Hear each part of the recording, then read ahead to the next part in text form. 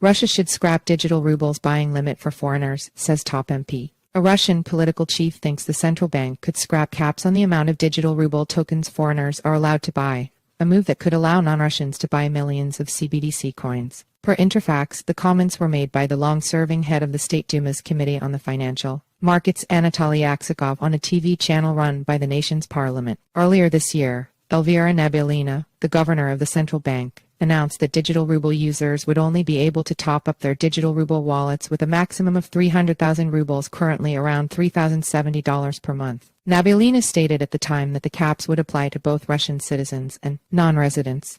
She apparently made the declaration in a bid to halt potential supply issues. But Aksakov said that if the bank scraps this cap for foreigners, the move would simplify the process for those making foreign investment in Russia. He added that the move would also facilitate the process for non-residents wishing to buy Russian digital financial assets. DFA is a catch-all term used by Russian politicians to speak about digitized commodities and digital securities. Aksakov stated that lawmakers had recently created legislation that allows foreign organizations, including banks, to identify foreign clients. He said these foreign clients can operate on Russian stock markets and, among other things, purchase digital securities and digital rubles. So I would remove restrictions for foreigners so that they can spend millions. Prior to the launch last month of the digital rubles real-world pilot, the bank was keen to impose strict caps. These, Interfax noted, were imposed in order to minimize the risks of fraud and assess the impact of the digital ruble on the liquidity of the banking sector. But the bank appears to have changed its tone in recent weeks, stating, "The introduction of limits on transactions conducted in digital rubles may have a negative impact on the development of services and products that use the capabilities of the digital ruble."